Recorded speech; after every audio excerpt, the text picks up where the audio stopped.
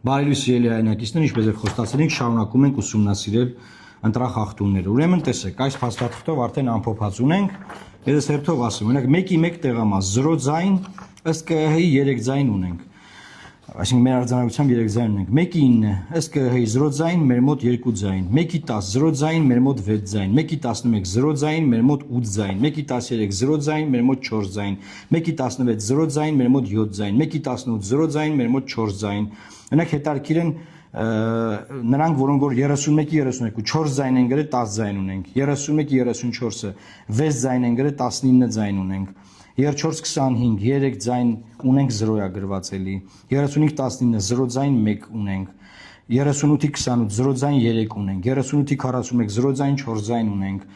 Եվ այսպես շարունակ, այսինքն հիմա մենք երեկվա տվյալներն էլ սրան գումարած մոտավորապես 200 ձայն մոտավորապես գտել ենք, որ ԿՀ-ում գրված է 0, մենք ունենք այս ձայները։ Մենք քարոզարշավի ժամանակ ինչ ենք անում ժողովուրդ։ Ամեն մի ձայնի համար կռիվ ենք տալիս, որ այդ մի ձայնը տանենք, չէ՞, համոզում ենք մարդուն, ծրագիր ենք ներկայացնում, ասում ենք մենք սենց կանենք, նենց կանենք, բան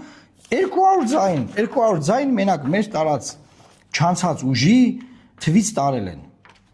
Ու դեռ մինչև հիմա ԿՀ-ում էս ուղղված չի, շտկված չի։ Հարց առաջանում, լավ։ Երեկվա իմ ուղի եթերը դա հաղորդում էր հանցագործության մասին։ Ինչ որ մեկը դատվել է այս տվյալները սխալ մուտքագրելու համար, այսինքն ի՞նչ է տեղի ունեցել։ Ձայնը կա, ինքը 0-յա մուտքագրել։ Մեկի նկատմամբ քրեական հետապնդում կա, չկա։ Գնացինք առաջ։ Այս էլ արձանագրությունները իրանք լրիվ տեսնում են։ Երեկվա ասածս ԿՀ-ում դեռ շտկած չի։ Հաջորդ բան, ասում են ինչ եք անելու, բայ հիմա ինչ եք անելու, ամեն ձայնի հետևից գնացեք։ Ժորժ ջան, ամեն ձայնի հետևից գնացել ենք, հեսա ձայները։ Հիմա հաջորդը։ Խորհրդարանական ուժերը ունեն ամեն հանձնաժողովում 2 ական հանձնաժողովի անդամ, խորհրդարանական ուժերը։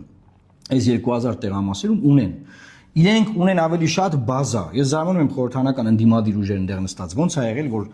բանը մեր ձայները, ասենք, դառնում է 0։ Մեր վստահված անձերն էլ հետ է, էլի, այսինքն տեղ կա վստահված անձ կա, տեղ կա չկա, հա, բայց